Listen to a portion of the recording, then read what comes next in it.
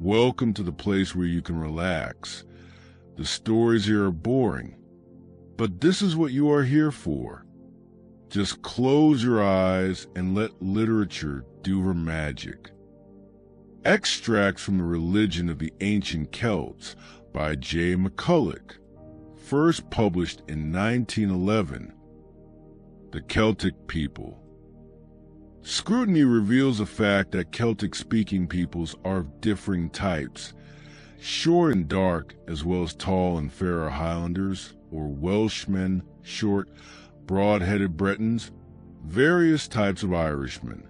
Men with Norse names and Norse aspect have the Gaelic, but all alike have the same character and temperament.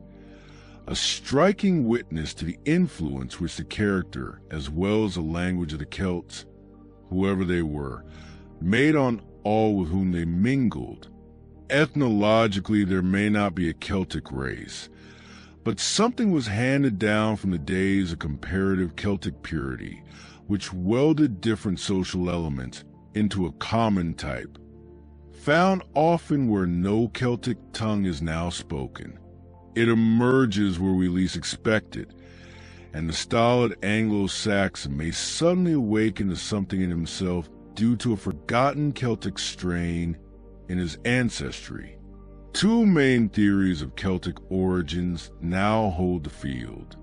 The Celts are identified with the progenitors of the short, brachycephalic, alpine race of Central Europe, existing there in Neolithic times, after their migrations from Africa and Asia.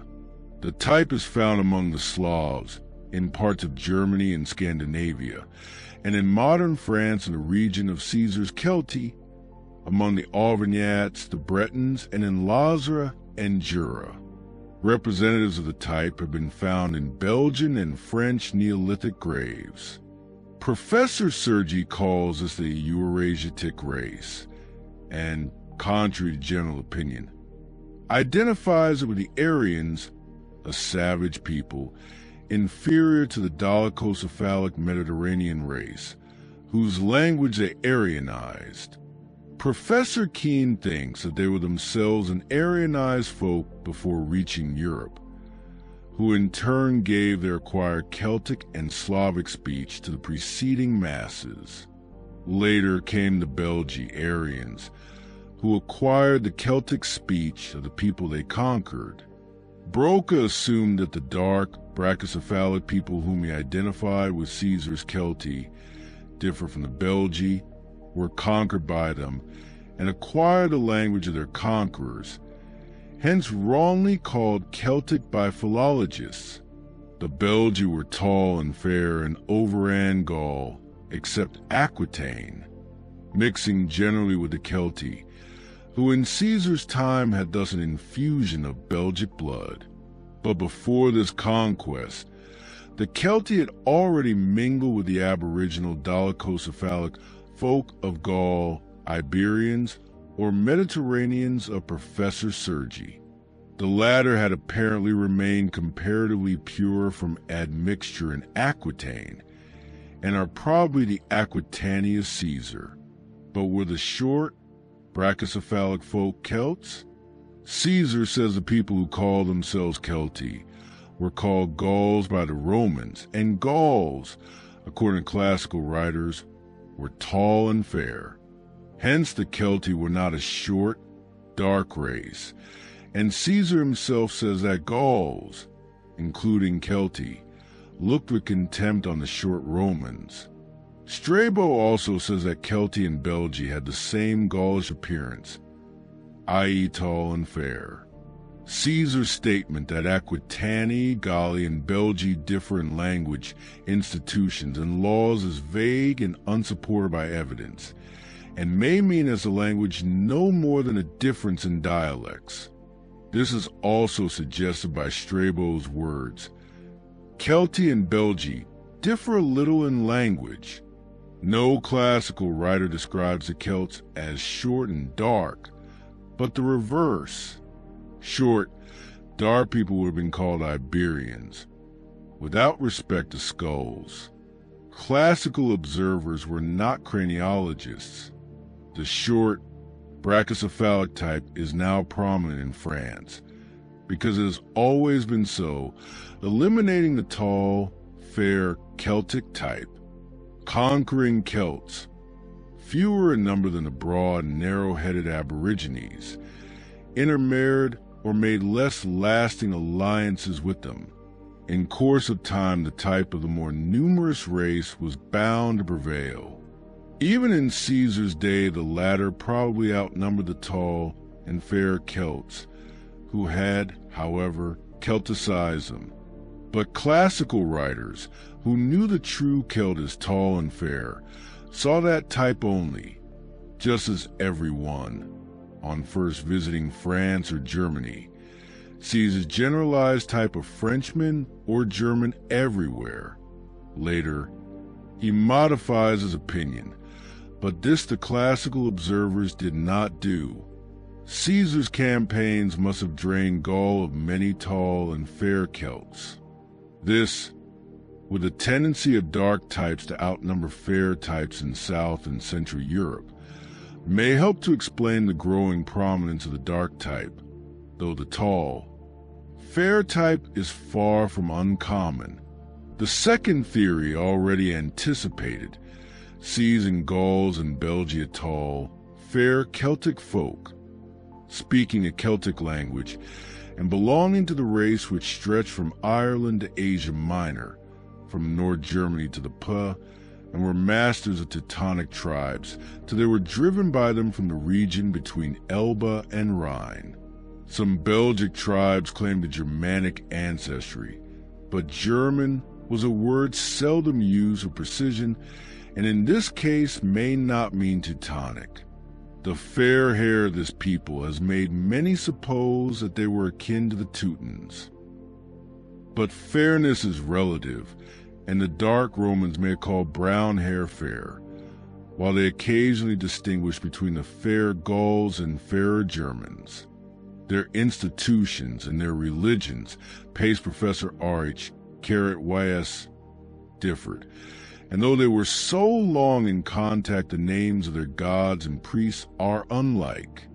Their languages, again, though of Aryan stock, differ more from each other than does Celtic from Italic, pointing to a long period of Italo-Celtic unity, before Italiotes and Celts separated, and Celts came in contact with Teutons. The typical German differs in mental and moral qualities from the typical Celt. Contrast an East Country Scot, descendant of Teutonic stock, with a West Highlander, and the difference leaps to the eyes. Celts and Germans of history differ, then in relative fairness, character, religion, and language. The tall, blonde Teutonic type of the Rograves is dolichocephalic. Was the Celtic type, assuming that Broca's Celts were not true Celts, Dolicho or Brocchi? Broca thinks the Belgi or Cymri were dolichocephalic, but all must agree with him that the skulls are too few to generalize from. Celtic Iron Age skulls in Britain are dolichocephalic, perhaps a recrudescence of the aboriginal type. Broca's Cymric skulls are mesocephalic. This he attributes to crossing with the short roundheads. The evidence is too scanty for generalization, while the Walloons, perhaps descendants of the Belgi, have a high index, and some Gauls of classical art are broad-headed. Skulls of the British round barrows, early Celtic Bronze Age, are mainly broad, the best specimens showing affinity to Neolithic brachycephalic skulls from Grinnell, though their owners were inches shorter, Solanios and Borreby. Dr. Beddoe thinks that the narrow skull Belgi on the whole reinforced the meso or brachycephalic round barrow folk in Britain. Dr. Thurnham identifies the latter with the Belgi, Broca's Cymri, and thinks that Gaulish skulls were round, with beetling brows. Professors Ripley and Sergi, disregarding their difference in stature and higher cephalic index, identify them with the short alpine race, Broca's Celts. This is negative by Mr. Keene. Might not both, however, have originally sprung from a common stock and reached Europe at different times? But do a few hundred skulls justify these far-reaching conclusions regarding races enduring for thousands of years? At some very remote period there may have been a Celtic type, as at some further period there may have been an Aryan type, but the Celts, as we know them, must have mingled with the Aborigines of Europe and become a mixed race, though preserving and endowing others with their racial and mental characteristics. Some Gauls or Belgi were dolichocephalic. To judge by their skulls, others were brachycephalic, while their fairness was a relative term. Classical observers probably generalized from the higher classes of a purer type. They tell us nothing of the people, but the higher classes may have had varying skulls, as well as stature and colored hair, and Irish texts tell of a tall, fair, blue-eyed stock and a short, dark-eyed stock in Ireland. Even in those distant ages, we must consider the people on whom the Celts impressed their characteristics, as well as the Celts themselves. What happened on the Eurasian steppe, the hypothetical cradle of the Aryans, once the Celts came stepping westwards, seems clear to some, but in truth is a book sealed with 7 seals. The men whose Aryan speech was to dominate far and wide may already possess different types of skull, and that age was far from the very beginning. Thus the Celts, before setting out on their wandajar, may already have been a mixed race, even if their leaders were of purer stock, but they had the bond of common speech, institutions, and religion, and they formed a common Celtic type in Central and Western Europe. Intermarriage with the already mixed Neolithic folk of Central Europe produced further removal from the unmixed Celtic racial type. But though both reacted on each other as far as language, custom, and belief were concerned, on the whole the Celtic elements predominated in these respects. The Celtic migration into Gaul produced further racial mingling with descendants of the old Paleolithic stock, dolichocephalic Iberians and Ligurians, and brachycephalic swarthy folk, Broca's Celts. Thus even the first Celtic arrivals in Britain, the Goidels, were a people of mixed race, though probably relatively purer than the late-coming Britons, the latest of whom had probably mingled with the Teutons. Hence among Celtic-speaking folk were their descendants, short, dark, broad-beaded Bretons, tall, fair or rufous Highlanders, tall chestnut-haired Welshmen or Irishmen, Highlanders of Norse descent, short, dark, narrow-headed Highlanders, Irishmen, and Welshmen. There is a common Celtic facies, the result of old Celtic characteristics powerful enough so to impress themselves on such varied peoples in spite of what they gave to the Celtic incomers. These peoples became Celtic, and Celtic in speech and character they have remained, even where ancestral physical types are reasserting themselves. The folk of a Celtic type, whether pre-Celtic, Celtic, or Norse, have all spoken a Celtic language and exhibit the same old Celtic characteristics: vanity, loquacity, excitability, fickleness, imagination, love of the romantic, fidelity, attachment to family ties, sentimental love of their country, religiosity passing over easily to superstition, and a comparatively high degree of sexual morality. Some of these traits were already noted by classical observers. Celtic speech had early lost the initial P of Old Indo-European speech, except in words beginning with point and perhaps PS Celtic pair lapre, became R, met with an Arab Morrissey, the dwellers by the sea, Aricluda by the Clyde, the region watered by the Clyde, Irish Athair, Manx Air, and Irish Iask, represent respectively Latin pater and piscis. P occurring between vowels was also lost, e.g. Irish gora. Sheep is from caparax, for upon lat super, from upper. This change took place before the Goidelic Celts broke away and invaded Britain in the 10th century BC. But while Celts and Teutons were still in contact, since Teutons borrowed words with initial P, e.g. Gothic Ferguni, mountain, from Celtic Pecunian, later Acunio, the Hercynian forest. The loss must have occurred before 1000 BC. But after the separation of the Goidelic group, a further change took place. Goidels preserved the sound represented by chu, or more simply by C or CH, but this was changed into P by the remaining continental Celts, who carried with them into Gaul, Spain, Italy, and Britain the Brythons, words in which Q became P. The British epidii is from Gaulish epos, horse, which is an Old Irish ek, lat equus. The Parisii take their name from Carisii, the Pictons or Pictavia Poitiers from Pictos, which in plural pity gives us Picts, derived from Quicto. This change took place after the Goidelic invasion of Britain in the 10th century BC. On the other hand, some continental Celts may later have regained the power of pronouncing Q. In Gaul, the Q of Sequana, Seine, was not changed to P, and a tribe dwelling on its banks was called the Sequani. This assumes that Sequana was a pre-Celtic word, possibly Ligurian.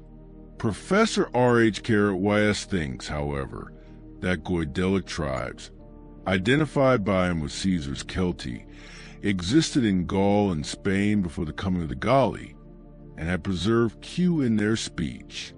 To them we owe Sequana, as well as certain names with Q in Spain.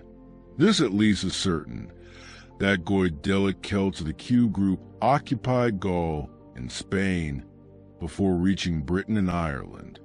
Irish tradition and archaeological data confirm this, but whether their descendants were represented by Caesar's Celti must be uncertain.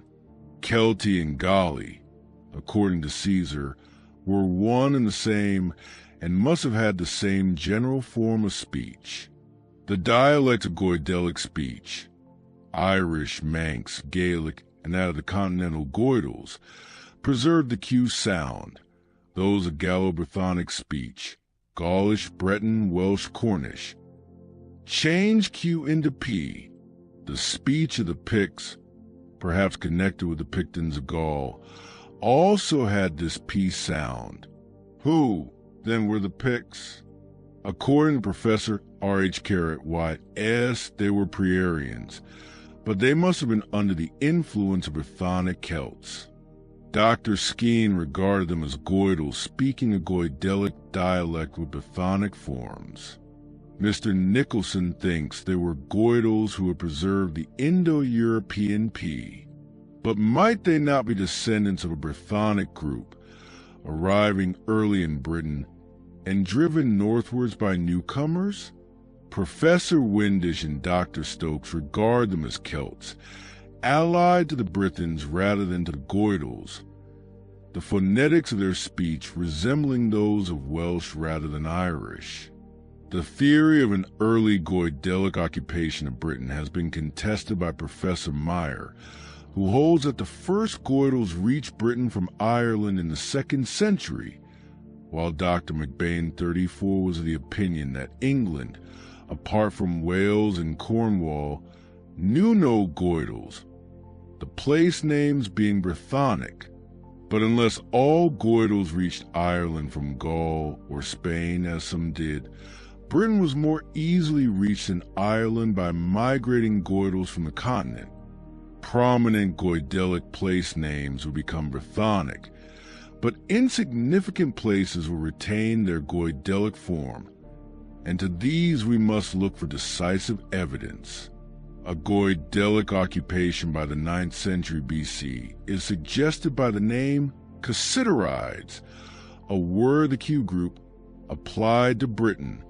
If the Goidels occupied Britain first, they may have called their land Cretanes or Cretanes, which Pictish invaders would change to Britannes, found in Welsh, Wyn Prydain, Prydain's Isle, or Isle de Pix, pointing to the original underlying the Greek, Prenikai Nisoy or Pictish Isles, though the change may be due to continental P Celts trading with Q Celts in Britain.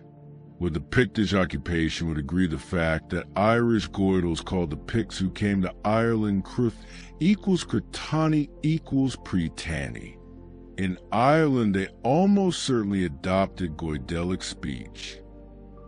Whether or not all the Pictish invaders of Britain were called Pictavi, this word, or Picti, perhaps from Quicto, Irish Sict, engraver, became a general name for this people. Q had been changed into P on the continent, hence Pictavi or Pictons, the tattooed men, those who engrave figures on their bodies, as the Picts certainly did. Dispossessed and driven north by incoming Britons and Belgi, they later became the virulent enemies of Rome.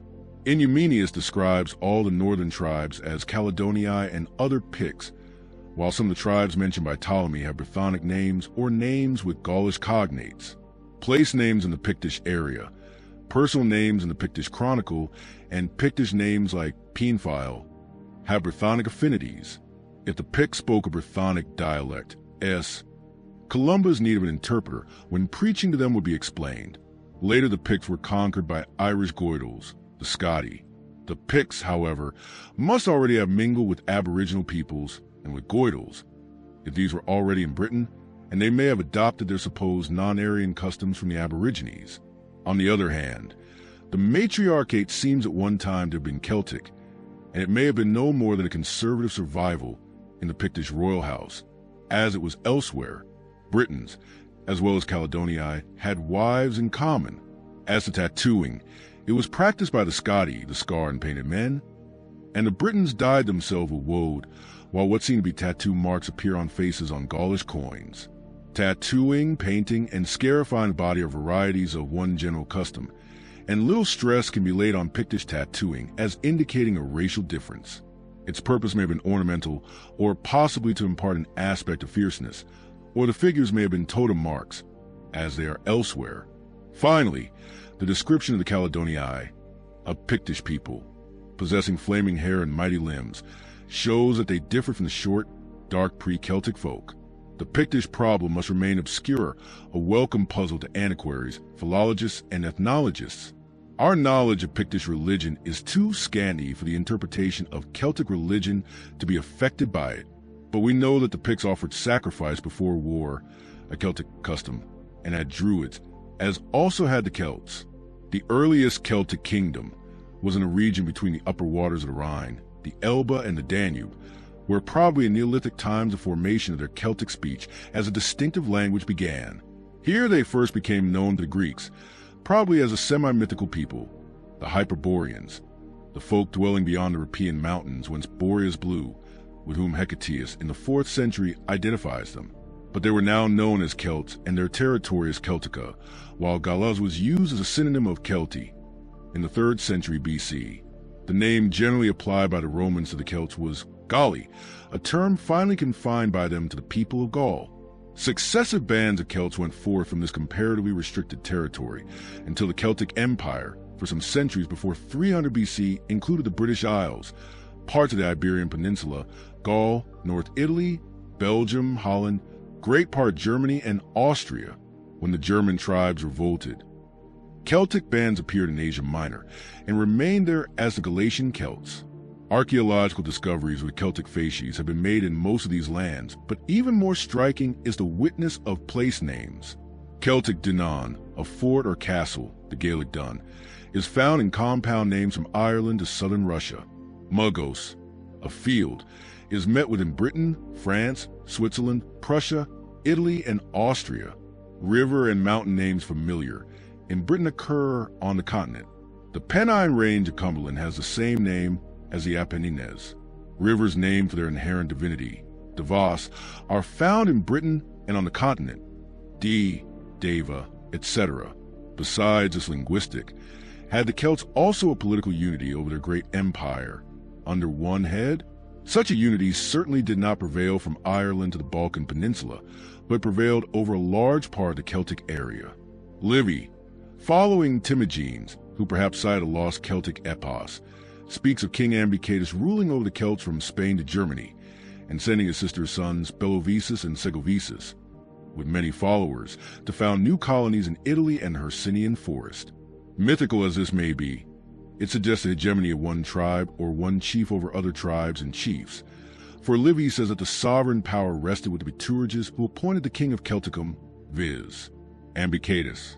Some such unity is necessary to explain Celtic power in the ancient world, and was made possible by unity of race, or at least of the congeries of Celticized peoples, by religious solidarity, and probably by regular gatherings of all the kings or chiefs. If the Druids were a Celtic priesthood at this time, or already formed a corporation as they did later in Gaul, they must have endeavored to form and preserve such a unity. And if it was never so compact as Livy's words suggest, it must have been regarded as an ideal by the Celts or by their poets, Ambicatus serving as a central figure round which the ideas of empire crystallized. The hegemony existed in Gaul, where the Arverni and their king claimed power over the other tribes, and where the Romans tried to weaken the Celtic unity by opposing to them the Edni. In Belgium, the hegemony was in the hands of the Suessians, to whose king Belgic tribes in Britain submitted. In Ireland, the High King was supreme over other smaller kings, and in Galatia, the unity of the tribes was preserved by a council with regular assemblies. The diffusion of the Ambicatus legend would help to preserve unity by recalling the mythic greatness of the past. The boy and Insubri appeal to Transalpine Gauls for aid by reminding them of the deeds of their ancestors. Nor would the Druids omit to infuse into their pupils' minds the sentiment of national greatness. For this and for other reasons, the Romans, to whom the sovereignty of all Gaul was an obnoxious watchword, endeavored to suppress them, but the Celts were too widely scattered ever to form a compact empire. The Roman Empire extended itself gradually in the consciousness of its power. The cohesion of the Celts in an empire or under one king was made impossible by their migrations and diffusion. Their unity, such as it was broken by the revolt of the Teutonic tribes, and their subjugation was completed by Rome. The dreams of wide empire remain dreams. For the Celts, in spite of their vigor, have been a race of dreamers, their conquests in later times, those of the spirit rather than of the mailed fist. Their superiority has consisted in imparting to others their characteristics. Organized unity and a vast empire could never be theirs. Still there? Surprising. You must be stronger than I thought. Here comes another interesting extract from the same book. Have a good night. The gods of Gaul and the continental Celts. The passage in which Caesar sums up the Gaulish pantheon runs. They worship chiefly the god Mercury. Of him there are many symbols, and they regard him as the inventor of all the arts, as the guide of travelers, and as possessing great influence over bargains and commerce.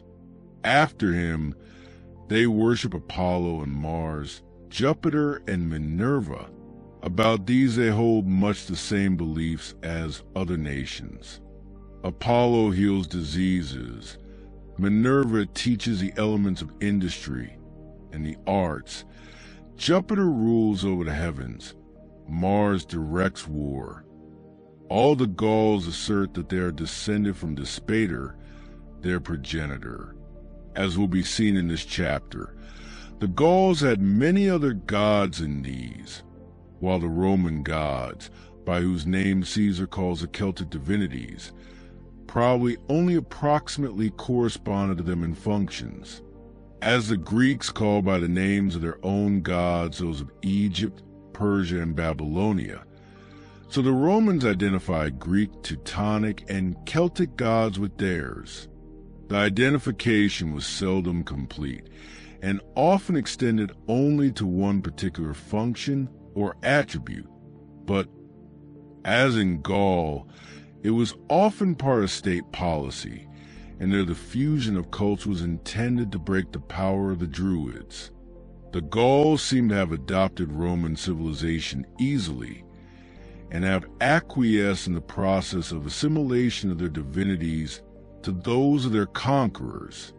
Hence we have thousands of inscriptions in which a god is called by the name of the Roman deity to whom he was assimilated and by his own Celtic name: Jupiter Tyrannis, Apollo Granus, etc.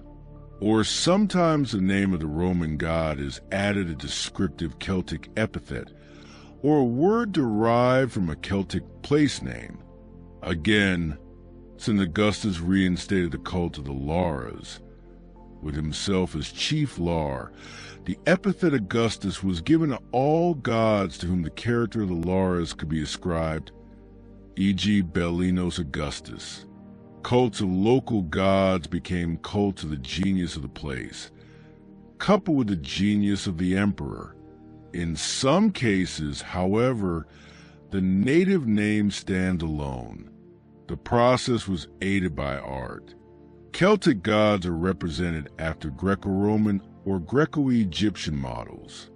Sometimes these carry a native divine symbol, or, in a few cases, the type is purely native, e.g. that of Cernunnos. Thus the native paganism was largely transformed before Christianity appeared in Gaul. Many Roman gods were worshipped as such, not only by the Romans in Gaul, but by the Gauls, and we find there are also traces of the Oriental cults affected by the Romans. There were probably in Gaul many local gods, tribal or otherwise, of roads and commerce, of the arts, of healing, etc., who, bearing different names, might easily be identified with each other or with Roman gods. Caesar's Mercury, Mars, Minerva, etc. probably include many local Minervas, Mars, and Mercuries. There may, however, have been a few great gods common to all Gaul, universally worshipped, besides the numerous local gods, some of whom may have been adopted from the Aborigines. An examination of the divine names and holders Alt-Celtischer Spratschats will show how numerous the local gods of the continental Celts must have been. Professor Anwell reckons that gods are mentioned once on inscriptions, twice, thrice, 4 times, 5 times, 7 times, 15 times, 19 times Granos, and 39 times Bellinos. The god or gods identified with Mercury were very popular in Gaul, as Caesar's words in the witness of place names derived from the Roman name of the god show. These had probably supplanted earlier names derived from those of the corresponding native gods. Many temples of the god existed, especially in the region of the Allobrogi, and bronze statuettes of them have been found in abundance. Pliny also describes a colossal statue designed for the Arverni, who had a great temple of the god on the Puy de Dôme. Mercury was not necessarily the chief god, and at times, e.g. in war, the native war gods would be prominent. The native names of the gods assimilated to Mercury are many in number. In some cases they are epithets, derived from the names of places where a local Mercury was worshipped. In others they are derived from some function of the gods. One of these titles is Arteos, perhaps cognate with Irish art, god, or connected with Ardos, bear. Professor R.H. Carrot Y.S., however, finds its cognate in Welshar, plowed land, as if one of the gods' functions connected with agriculture. This is supported by another inscription to Mercurius Cultor at Württemberg. Local gods of agriculture must thus have been assimilated to Mercury. A god Machus, swine, was also identified with Mercury, and the swine was a frequent representative of the corn spirit or vegetation divinities in Europe. The flesh of the animal was often mixed with the seed corn or buried in the fields to promote fertility. The swine had been a sacred animal among the Celts, but had apparently become an anthropomorphic god of fertility, Bacchus, assimilated to Mercury, perhaps because the Greek Hermes caused fertility in flocks and herds. Such a god was one of a class whose importance was great among the Celts as an agricultural people. Commerce, much developed among the settled Gauls, gave rise to a god or gods who guarded roads over which merchants traveled and boundaries where their transactions took place. Hence we have an inscription from Yorkshire to the god who invented roads and paths, while another local god of roads, equated with Mercury, was Simmias Sinus.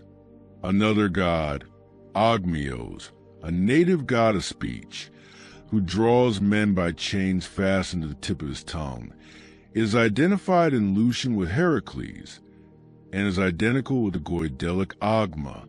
Eloquence and speech are important matters among primitive peoples, and this god has more likeness to Mercury as a culture god than a Heracles. Greek writers speaking of eloquence as binding men with the chains of Hermes. Several local gods of agriculture, commerce, and culture were thus identified with Mercury, and the Celtic Mercury was sometimes worshipped on hilltops, one of the epithets of the god Dumias being connected with the Celtic word for hill or mound. Irish gods were also associated with mounds. Many local gods were identified with Apollo, both in his capacity of god of healing and also that of god of light. The two functions are not incompatible, and this is suggested by the name Grannos, god of thermal springs both in Britain and on the continent. The name is connected with a root which gives words meaning burning, shining, etc., and from which comes also Irish Grian, sun. The god is still remembered in a chant sung round bonfires in Auvergne. A sheaf of corn is set on fire and called grano mio, while the people sing, grano my friend, grano my father, grano my mother. Another god of thermal springs was Borvo, Bormo, or Bormanus, whose name is derived from Borvo, whence Welsh Baru, boiling, and is evidently connected with the bubbling of the springs. Votive tablets inscribed Grannos or Borvo show that the offerers desired healing for themselves or others. The name Bellinos, found over a wide area, but mainly in Aquileia, comes from Belloes, bright, and probably means the shining one. It is thus the name of a Celtic sun god, equated with Apollo in that character. If he is the Belinus referred to by Geoffrey of Monmouth, his cult must have extended into Britain from the continent, and he is often mentioned by classical writers, while much later Ausonius speaks of his priest in Gaul. Many place and personal names point to the popularity of his cult, and inscriptions show that he, too, was a god of health and of healing springs. The plant Bellinuntia was called after him and venerated for its healing powers. The sun god's functions of light and fertility easily passed over into those of health-giving, as our study of Celtic festivals will show. A god with the name of Ponos, connected with words denoting youthfulness, is found in England and Gaul, equated with Apollo, who himself is called Bonus Pure in a Dacian inscription. Another god, Mogons or Magunos, whose name is derived from mago, to increase, and suggests the idea of youthful strength, may be a form of the sun god, though some evidence points to his having been a sky god. The Celtic Apollo is referred to by classical writers.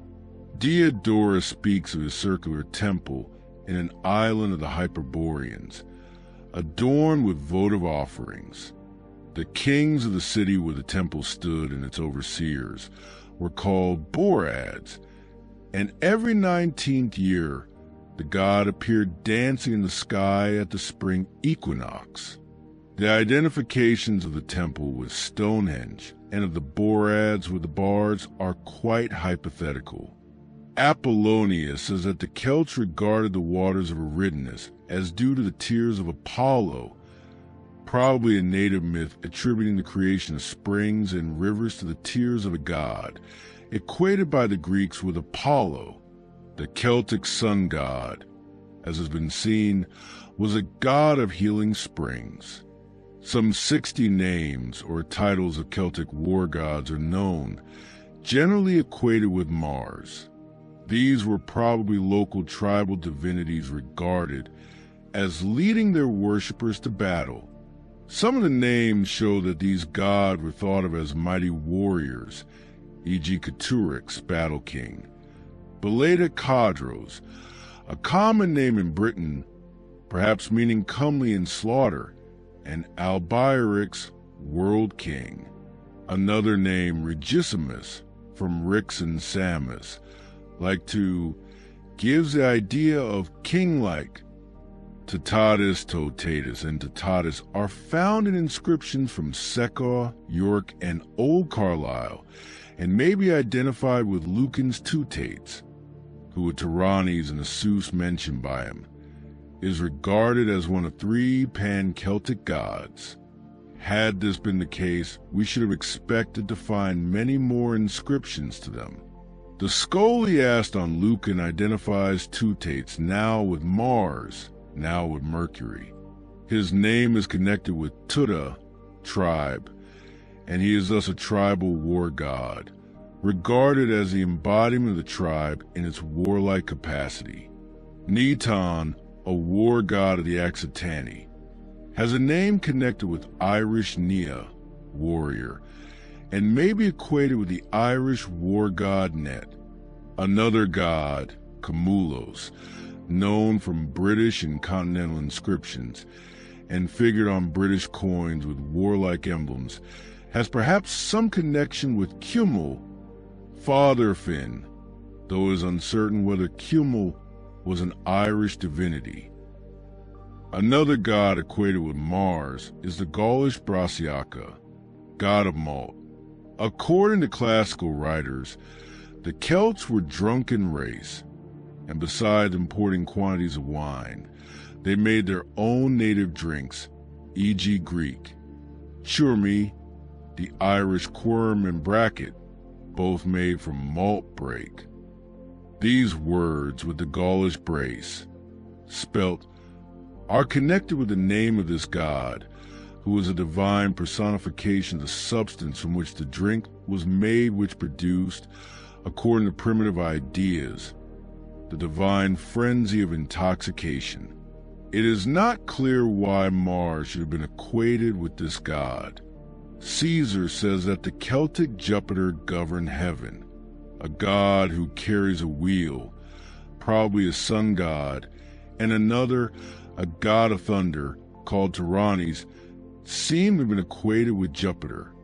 The sun god with the wheel was not equated with Apollo, who seems to have represented Celtic sun gods only insofar as they were also gods of healing. In some cases, the god with the wheel carries also a thunderbolt, and on some altars dedicated to Jupiter, both a wheel and a thunderbolt are figured. Many races have symbolized the sun as a circle or wheel, and an old Roman god, Summonus, probably a sun god, later assimilated to Jupiter, had as his emblem a wheel. The Celts had the same symbolism, and used the wheel symbol as an amulet, while at the midsummer festivals blazing wheels, symbolizing the sun, were rolled down a slope. Possibly the god carries a thunderbolt because the Celts, like other races, believed that lightning was a spark from the sun.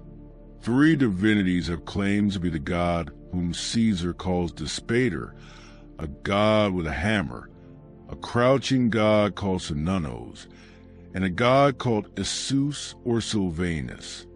Possibly the native Despater was differently envisaged in different districts, so that these would be local forms of one god. The god Tyrannes mentioned by Lucan is probably the Terranus and Terranuknos of inscriptions, sometimes equated with Jupiter.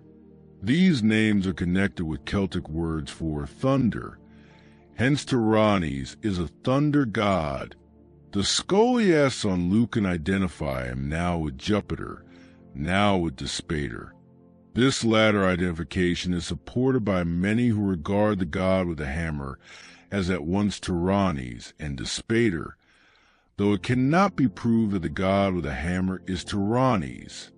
On one inscription, the hammer god is called Celts, hence we may regard Tyrannes as a distinct deity, a thunder god, equated with Jupiter, and possibly represented by the turn of the Welsh tale of Coolwich.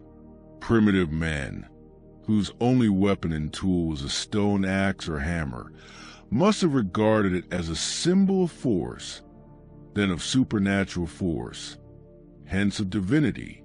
It is represented on remains of the Stone Age, and the axe was a divine symbol to the Mycenaeans, a hieroglyph of Neter to the Egyptians, and a worshipful object to Polynesians and Chaldeans. The cult of axe or hammer may have been widespread, and to the Celts, as to many other peoples, it was a divine symbol. Thus it does not necessarily denote a thunderbolt, but rather power and might, and possibly, as the tool which shaped things, creative might. The Celts made ex voto hammers of lead, or used axe heads as amulets, or figured them on altars and coins, and they also placed a hammer in the hand of a god. The god with a hammer is a gracious bearded figure, clad in Gaulish dress, and he carries also a cup. His plastic type is derived from that of the Alexandrian Serapis, ruler of the underworld, and that of Hades Pluto. His emblems, especially that of the hammer, are also those of the Pluto of the Etruscans, with whom the Celts had been in contact.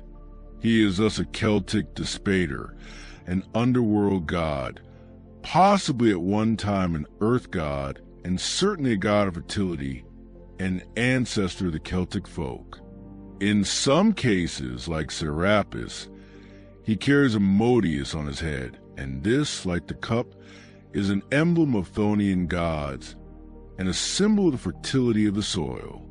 The god, being benevolent, his hammer, like the tool with which man forms so many things, could only be a symbol of creative force. As an ancestor of the Celts, the god is naturally represented in Celtic dress. In one bas-relief he is called Celts, and as a consort, Nantos Velta. Various meanings have been assigned to Celts, but it probably denotes the god's power of striking with a hammer.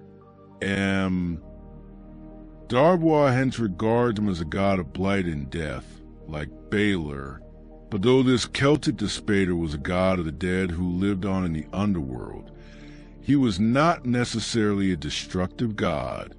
The underworld god was a god from whom or from whose kingdom men came forth, and he was also a god of fertility. To this we shall return. A bearded god, probably squatting, with horns from each of which hangs a torque, is represented on an altar found at Paris. He is called Cernunnos, perhaps the horned, from Cerna, horn, and a whole group of nameless gods with similar or additional attributes have affinities with him. A bronze statuette from Audin represents a similar figure, probably horned, who presents a torque to 2 ram's-headed serpents. Fixed above his ears are 2 small heads. On a monument from OldAethelred is a squatting horned god pressing a sack. Two genii stand beside him on a serpent, while one of them holds a torque. B. Another squatting horned figure with a torque occurs on an altar from Reims. He presses a bag from which grain escapes, and on it an ox and stag are feeding. A rat is represented on the pediment above, and on either side stand Apollo and Mercury. On the altar of saints is a squatting but headless god with torque and purse. Beside him is a goddess with a cornucopia, and a smaller divinity with a cornucopia and an apple. A similar squatting figure, supported by male and female deities, is represented on the other side of the altar. On the altar of bone are three figures, one horned with a cornucopia, another three-headed, holding a basket. Three figures, one female and two male, are found on the Dmitrii altar. One god is three-faced, the other has a cornucopia, which he offers to the serpent. See, another image represents a three-faced god, holding a serpent with a ram's head. D. Above a seated god and goddess on an altar from Malmaison is a block carved to represent three faces. To be compared with these are 7 steels from Reims, each with triple face but only one pair of eyes. Above some of these is a ram's head. On an 8th steel the heads are separated. Cernunnos may thus have been regarded as a three-headed horned squatting god with a torque and ram's-headed serpent. But a horned god is sometimes a member of a triad, perhaps representing myths in which Cernunnos was associated with other gods. The three-headed god may be the same as the horned god, though on the bone altar they are distinct. The various representations are linked together, but it is not certain that all are varying types of one god. Horns, torque, horned snake, or even the triple head may have been symbols pertaining to more than one god, though generally associated with Cernunnos. The squatting attitude of the god has been differently explained, and its affinities regarded now as Buddhist, now as Greco-Egyptian. But if the god is a despater and the ancestral god of the Celts, it is natural, as M. Mowat points out, to represent him in the typical attitude of the Gauls when sitting, since they did not use seats. While the horns were probably symbols of power and worn also by chiefs on their helmets, they may also show that the god was an anthropomorphic form of an earlier animal god, like the wolf skin of other gods. Hence, also horned animals would be regarded as symbols of the god, and this may account for their presence on the Reims monument. Animals are sometimes represented beside the divinities who were their anthropomorphic forms. Similarly, the ram's-headed serpent points to animal worship, but its presence with three-headed and horned gods is enigmatic, though, as will be seen later, it may have been connected with a cult of the dead, while the serpent was a Chthonian animal. These gods were gods of fertility and of the underworld of the dead, while the bag or purse, interchangeable with the cornucopia, was a symbol of Mercury. It was also a symbol of Pluto, and this may point to the fact that the gods who bear had the same character as Pluto. The significance of the torque is also doubtful, but the Gauls offered torques to the gods, and they may have been regarded as vehicles of the warrior's strength, which passed from him to the god to whom the victor presented it. Though many attempts have been made to prove the non-Celtic origin of the three-headed divinities or their images, there is no reason why the conception should not be Celtic, based on some myth now lost to us. The Celts had a cult of human heads, and fixed them up on their houses in order to obtain the protection of the ghost. Bodies or heads of dead warriors had a protective influence on their land or tribe, and myth told how the head of the god brand saved his country from invasion. In other myths, human heads speak after being cut off. It might thus easily have been believed that the representation of a god's head had a still more powerful protective influence, especially when it was triplicate, thus looking in all directions like Janus. The significance of the triad on these monuments is uncertain, but since the supporting divinities are now male, now female, now male and female, it probably represents myths of which the horned or three-headed god was the central figure. Perhaps we shall not be far wrong in regarding such gods on the whole as Cernunnos, a god of abundance to judge by his emblems and by the cornucopia held by his companions, probably divinities of fertility. In certain cases, figures of squatting and horned goddesses with cornucopia occur. These may be consorts of Cernunnos, and perhaps preceded him in origin. We may also go further and see in this god of abundance fertility at once an earth and an under-earth god, since earth and under-earth are much the same to primitive thought, and fertility springs from below the earth's surface. Thus Cernunnos would be another form of the Celtic despater. Generally speaking, the images of Cernunnos are not found where those of the god with the hammered despater are most numerous. These two types may thus be different local forms of despater. The squatting attitude of Cernunnos is natural in the image of the ancestor of a people who squatted. As to the symbols of plenty, we know that Pluto was confounded with Plutus, the god of riches, because corn and minerals came out of the earth, and were thus the gift of an earth or under-earth god. Celtic myth may have had the same confusion. On a Paris altar, and on certain steels, a god attacks a serpent with a club. The serpent is a Chthonian animal, and the god, called Smertulos, may be a despater. Gods who are anthropomorphic forms of earlier animal divinities sometimes have the animals as symbols or attendants, or are regarded as hostile to them.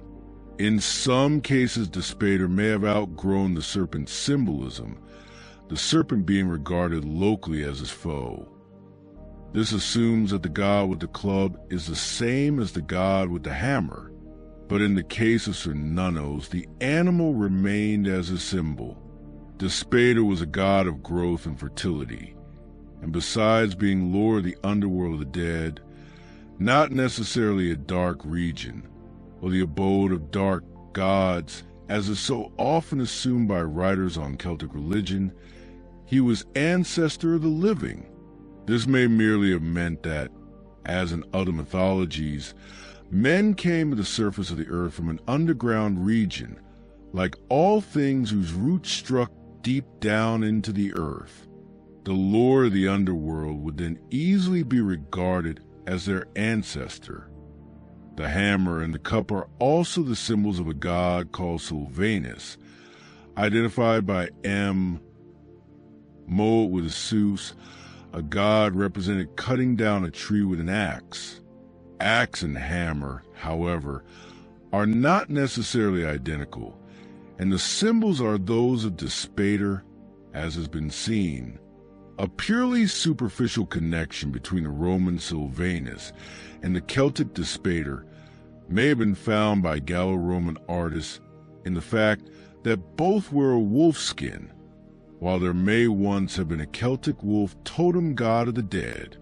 The Roman god was also associated with the wolf. This might be regarded as one out of many examples of a mere superficial assimilation of Roman and Celtic divinities, but in this case they still kept certain symbols of the native despater, the cup and hammer. Of course, since the latter was also a god of fertility, There was here another link with Silvanus, a god of woods and vegetation. The cult of the god was widespread in Spain, Gaul, the Rhine provinces, Cisalpine Gaul, Central Europe, and Britain.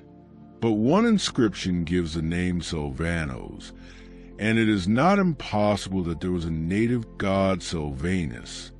If so, his name may have been derived from Selva, possession, Irish seal, possession, cattle, and he may have been a Chthonian god of riches, which in primitive communities consisted of cattle.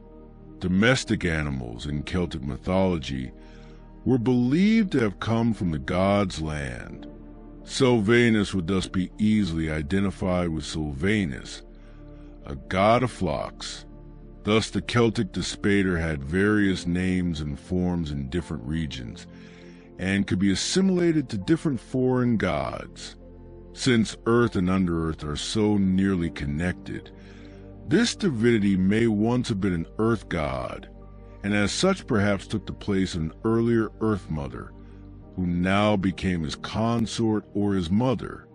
On a monument from Salzbach, Despater is accompanied by a goddess called Ericura, holding a basket of fruit, and on another monument from Oberseebach, the companion of Despater holds a cornucopia. In the latter instance, Despater holds a hammer and cup, and the goddess may be Ericura. Ericura is also associated with Despater in several inscriptions. It is not yet certain that she is a Celtic goddess, but her presence with this evidently Celtic god is almost sufficient proof of the fact. She may thus represent the old earth goddess, whose place the native Despater gradually usurped. Lucan mentions a god Zeus, who is represented on a Paris altar as a woodman cutting down a tree, the branches of which are carried round to the next side of the altar, on which is represented a bull with 3 cranes, Tarvos Trigeranos. The same figure, unnamed, occurs on another altar at Treves, but in this case the bull's head appears in the branches, and on them sit the birds. Reinach applies one formula to the subject of these altars. The divine woodman hews the tree of the bull with 3 cranes. The whole represents some myth unknown to us, but Darbois finds in it some allusion to events in the Cuchulainn saga. To this we shall return. Bull and tree are perhaps both divine, and the animal, like the images of the divine bull, is 3-horned, then the 3 cranes, Guaranus, crane, may be a rebus for 3-horned tricheras, or more probably 3-headed tricarinos. In this case, woodman, tree, and bull might all be representatives of a god of vegetation. In early ritual, human, animal, or arboreal representatives of the god were periodically destroyed to ensure fertility, but when the god became separated from these representatives, the destruction or slaying was regarded as a sacrifice to God, and myths arose telling how he had once slain the animal. In this case, tree and bull, really identical, would be mythically regarded as destroyed by the god whom they had once represented. If Zeus was a god of vegetation, once represented by a tree, this would explain why, as the Scholiast on Lucan relates, human sacrifices to Zeus were suspended from a tree. As Zeus was worshipped at Paris and at Treves, a coin with the name Isis was found in England, and personal names like Esigenos, son of Zeus, and Eschinurtus, he who has the strength of Zeus, occur in England, France, and Switzerland. Thus the cult of this god may have been comparatively widespread. But there is no evidence that he was a Celtic Jehovah or a member, with Teutates and Tyrannes, of a pan-Celtic triad, or that this triad, introduced by Gauls, was not accepted by the Druids. had such a great triad existed, some instance of the occurrence of the three names on one inscription would certainly have been found. Lucan does not refer to gods as a triad, nor as gods of all the Celts, or even of one tribe. He lays stress merely on the fact that they were worshipped with human sacrifice, and they were apparently more or less well-known local gods. The insular Celts believed that some of their gods lived on or in hills. We do not know whether such a belief was entertained by the Gauls, though some of their deities were worshipped on hills, like the Puy de Dôme. There is also evidence of mountain worship among them. One inscription runs, "To the mountains, a god of the Pennine Alps, Poeninus, was equated with Jupiter, and the god of the Vosges Mountains was called Vossigus, perhaps still surviving in the giants supposed to haunt them." Certain group gods, Dicases, were worshipped by Celts on the right bank of the Rhine, but nothing is known regarding their functions, unless they were road gods. The name means beautiful or pleasant, and Cassie appears in personal and tribal names, and also in Cassiterides, an early name of Britain, perhaps signifying that the new lands were more beautiful than those the Celts had left. When tin was discovered in Britain, the Mediterranean traders called it Greek Chassideros, after the name of the place where it was found, as Cupreus. Copper was so called from Cyprus. Many local tutelar divinities were also worshipped. When a new settlement was founded, it was placed under protection of tribal god, or the name of some divinest river, on whose banks the village was placed, past the village itself, and the divinity became its protector. Thus Die Bibrach, Nemausus, and Vaso were tutelar divinities of Bibrach, Nîmes, and Vaison. Other places were called after Belinos, or a group of divinities, usually the matres or local epithet, watched over a certain district. The founding of a town was celebrated in an annual festival, with sacrifices and libations to protecting deity, a practice combated by S. Aloy in the 8th century. But the custom of associating a divinity with a town or region was a great help to patriotism. Those who fought for their homes felt that they were fighting for their gods, who also fought on their side. Several inscriptions to the genius of place occur in Britain, and there are a few traces of tutelar gods in Irish texts, but generally local saints had taken their place. The Celtic cult of goddesses took two forms, that of individual and that of group goddesses, the latter much more numerous than the group gods. Individual goddesses were worshipped as consorts of gods or as separate personalities, and in the latter case the cult was sometimes far extended. Still more popular was the cult of group goddesses. Of these, the matres, like some individual goddesses, were probably early Earth Mothers, and since the primitive fertility cults included all that might then be summed up as civilization, such goddesses had already many functions, and might the more readily become divinities of special crafts or even of war. Many individual goddesses are known only by their names, and were of a purely local character. Some local goddesses with different names but similar functions are equated with the same Roman goddess. Others were never so equated. The Celtic Minerva, or the goddesses equated with her, taught the elements of industry and the arts, and is thus the equivalent of the Irish Bridget. Her functions are in keeping with the position of woman as the first civilizer, discovering agriculture, spinning, the art of pottery, etc. During this period, goddesses were chiefly worshipped, and though the Celts had long outgrown this primitive stage, Such culture goddesses still retain their importance. A goddess equated with Minerva in southern France and Britain is Belisama, perhaps from Kral, to burn or shine. Hence she may have been associated with cult of fire, like Bridget and like another goddess Sol, equated with Minerva at Bath and in Hesse, and in whose temple perpetual fires burned. She was also a goddess of hot springs. Belisama gave her name to the Mersey, and many goddesses in Celtic myth are associated with rivers.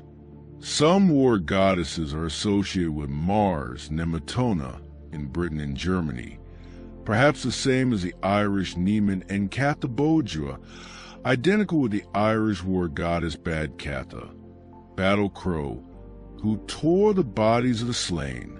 Another goddess Andrasta, Invincible, perhaps the same as the Andarta the Vokenses, was worshipped by the people of Boudica with human sacrifices, like the native Bellona of the Scordisci. A goddess of the chase was identified with Artemis in Galatia, where she had a priestess Camma, and also in the west. At the feast of the Galatian goddess dogs were crowned with flowers.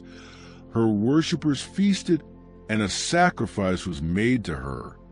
Feasts and sacrifice being provided out of money, laid aside for every animal taken in the chase. Other goddesses were equated with Diana, and one of her statues was destroyed in Christian times at Treves.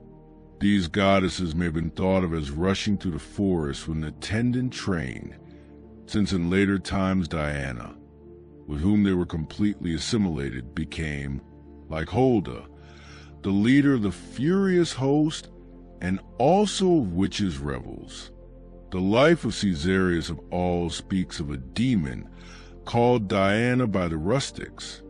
A bronze statuette represents the goddess riding a wild boar, her symbol and, like herself, a creature of the forest, but at an earlier time itself a divinity of whom the goddess became the anthropomorphic form. Goddesses, the earlier spirits of the waters, protected rivers and springs, or were associated with gods of healing wells. Dirona or Sirona is associated with Granos, mainly in eastern Gaul and the Rhine provinces, and is sometimes represented carrying grapes and grain. Thus, this goddess may once have been connected with fertility, perhaps an earth mother, and if her name means a long-lived, this would be an appropriate title for an earth goddess. Another goddess, Stana, mentioned in an inscription at Perigur, is perhaps the standing or abiding one, and thus may also have been earth goddess. Granos was also associated with the local goddesses Vasuna and Aventia, who gave their names to Vasona and Avanch. His statue also stood in the temple of the goddess of the Seine, Sequana. With Bormo were associated Bormina in southern Gaul and Damona in eastern Gaul, perhaps an animal goddess, since the root of her name occurs in Irish dam, ox, and Welsh daffod, sheep. Dea Brixia was the consort of Luxovius, god of the waters of Luxul. Names of other goddesses of the waters are found on ex-votos and plaques which were placed in or near them. The Roman nymphae, sometimes associated with Bormo, were the equivalents of the Celtic water goddesses, who survived in the water fairies of later folk belief. Some river goddesses gave their names to many rivers in the Celtic area, the numerous Avons being named from Abnaba, goddess of the sources of the Danube, and the many Dees and Dives from Divona. Clodagh was goddess of the Clyde. Sabrina had her throne beneath the translucent wave of the Severn. Icona was goddess of the Yann, Sequana of the Seine, and Sinan of the Shannon. In some cases, forests were ruled by goddesses, that of the Ardennes by the Arduina, and the Black Forest, perhaps because of the many waters in it, by Abnaba. While some goddesses are known only by being associated with a god, e.g. Ka's murder with Mercury in Eastern Gaul, others have remained separate, like Epona, perhaps a river goddess merged with an animal divinity, and known from inscriptions as a horse goddess. But the most striking instance is found in the grouped goddesses. Of these, the dio Matries, whose name has taken a Latin form and whose cult extended to the Teutons, are mentioned in many inscriptions all over the Celtic area, save in East and Northwest Gaul. In art, they are usually represented as 3 in number, holding fruit, flowers, a cornucopia, or an infant. They were thus goddesses of fertility, and probably derived from a cult of a great mother goddess, the earth personified. She may have survived as a goddess Berecynthia, worshipped at Autun, where her image was borne to the fields to promote fertility, or as the goddesses equated with Demeter and Kore, worshipped by women on an island near Britain. Such cults of a mother goddess lie behind many religions, but gradually her place was taken by an earth god, the Celtic Despater or Dagda, whose consort the goddess became. She may therefore be the goddess with the cornucopia on monuments of the horned god, or Ericura, consort Despater, or a goddess on a monument at Epinal holding a basket of fruit and a cornucopia, and accompanied by a ram's-headed serpent. These symbols show that this goddess was akin to the Matries, but she sometimes preserved her individuality, as in the case of Berecynthia and the Matries, though it is not quite clear why she should have been thus triply multiplied. A similar phenomenon is found in the close connection of Demeter and Persephone. While the Celts regarded 3 as a sacred number, the primitive division of the year into 3 seasons, spring, summer, and winter, may have had an effect in triplicating a goddess of fertility with which the course of the seasons was connected. In other mythologies, groups of 3 goddesses are found: the Hathors in Egypt, the Moirai Gorgons, and Graii of Greece, the Roman Fates, and the Norse Norni, and it is noticeable that the Matries were sometimes equated with the Parsian Fates. In the Matries, primarily goddesses of fertility and plenty, we have one of the most popular and also primitive aspects of Celtic religion. They originated in an age when women cultivated the ground, and the earth was a goddess whose cult was performed by priestesses. But in course of time, new functions were bestowed on the Matries, possibly river goddesses, and others are merely mothers whose functions have become specialized. The Matries are found as guardians of individuals, families, houses of towns, a province, or a whole nation, as their epithets and inscriptions show. The Matries domesticae are household goddesses. The Matries Treveri or Galaici or Vidiani are the mothers of Treves, of the Gallici, of the Vidiantii. The Matries Nemesiales are guardians of groves. Besides presiding over fields as Matries Campestri, they brought prosperity to towns and people. They guarded women, especially in childbirth, as ex votos prove, and in this aspect they are akin to the June ones worshipped also in Gaul and Britain. The name thus became generic for most goddesses, but all alike were the lineal descendants of the primitive Earth Mother. Popular superstition has preserved the memory of these goddesses in the 3 bonds dames, dames Blanches and white women, met by wayfarers in forests, or in the 3 fairies or wise women of folk tales, who appear at the birth of children, but sometimes they have become hateful hags. The Matries and other goddesses probably survived in the beneficent fairies of rocks and streams, in the fairy of Bond who brought riches to houses, or Estrel of Provence who made women fruitful, or Errol who watched over meadows, or in beings like Melusine, Vivian, and others. In Gallo-Roman Britain, the cult of the Matries is found, but how far it was indigenous there's uncertain. A Welsh name for fairies, Waimamo, the mothers, and the phrase, the blessing of the mothers used at a fairy benediction, may be a reminiscence of such goddesses. The presence of similar goddesses in Ireland will be considered later.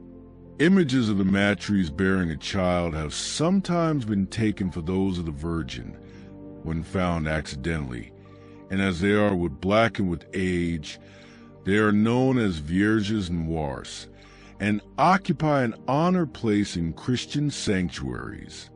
Many churches of Notre Dame have been built on sites where an image of the Virgin is said to have been miraculously found, the image probably being that of a pagan mother.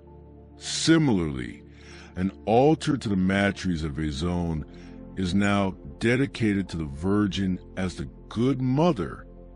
In inscriptions from Eastern and Cisalpine Gaul and from the Rhine and Danube region, the Matroni are mentioned, and this name is probably indicative of goddesses like the Matries. It is akin to that of many rivers, e.g. the Marne or Meron, and shows that the mothers were associated with rivers. The mother river fertilized a large district and exhibited the characteristic of the whole group of goddesses. Akin also to the Matries are the Celevi, guardian goddesses called Matries in a few inscriptions.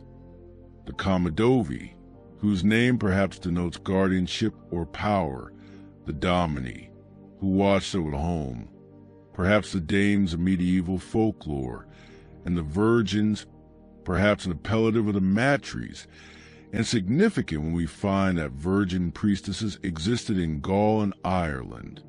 The Proximi were worshipped in southern Gaul, and the Quadrivii, goddesses of crossroads at Cherbourg. Some Roman gods are found on inscriptions without being equated with native deities. They may have been accepted by the Gauls as new gods, or they have perhaps completely ousted similar native gods.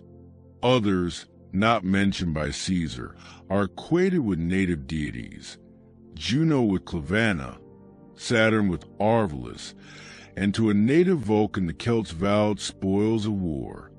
Again, many native gods are not equated with Roman deities on inscriptions. Apart from the divinities of Pyrenean inscriptions, who may not be Celtic, the names of over native deities, whether equated with Roman gods or not, are known. Some of these names are mere epithets, and most of the gods are of a local character, known here by one name, there by another. Only in a very few cases can it be asserted that a god was worshipped over the whole Celtic area by one name, though some gods in Gaul, Britain, and Ireland with different names have certainly similar functions. The pantheon of the continental Celts was a varied one. Traces of the primitive agricultural rites and of the priority of goddesses to gods are found, and the vaguer aspects of primitive nature worship are seen behind the cult of divinities of sky, sun, thunder, forests, rivers, or in deities of animal origin. We come next to evidence of a higher stage, in divinities of culture, healing, the chase, war, and the underworld. We see divinities of Celtic groups, gods of individuals, the family, the tribe. Sometimes war gods assume great prominence in time of war or among the aristocracy, but with the development of commerce, gods associated with trade and the arts of peace came to the front. At the same time, the popular cults of agricultural districts must have remained as of old. With the adoption of Roman civilization, enlightened Celts separated themselves from the lower aspects of their religion, But this would have occurred with growing civilization had no Roman ever entered Gaul. In rural districts, a more savage aspect of the cult would still have remained, but that these were entirely due to an aboriginal population is erroneous. The Celts must have brought such cults with them or adopted cults similar to their own wherever they came. The persistence of these cults is seen in the fact that though Christianity modified them, it could not root them out, and in out-of-the-way corners, survivals of the old ritual may still be found, for everywhere the old religion of the soil dies hard. If you made it this far, if you're still awake, consider me defeated. But this battle does not count for the whole war. I will be back with more boring stories to read for you. May your dreams be the best. Have a good night.